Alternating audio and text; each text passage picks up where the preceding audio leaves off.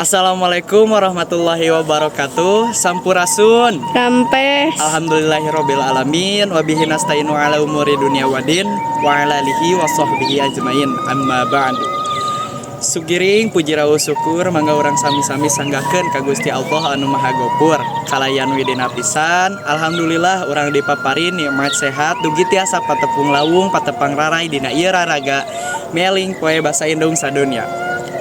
Teka kantun salawat sinareng salam mugia salawasna natrat ka junjungan panutan alam habibana wa nabiyana Muhammad sallallahu alaihi wasallam, ka para kulawargina, ka para sahabatna sinareng ka urang sadaya anu tumut kana ajaran mantena.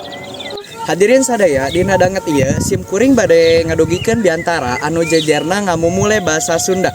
Hadirin sadaya, saumpami urang dili ka pajamanan kiwari, ku ayana modernisasi sareng globalisasi mangaruhan pisan kana sagala aspek kahirupan. Kalebet kana kamekaran basa Sunda. Urang Sunda meh wae kaleungitan jati dirina. Basa Sunda tos kageseh ku basa asing. Zaman kiwari ngobrol sapopoe antara orang Sunda dirembeuy ku basa asing.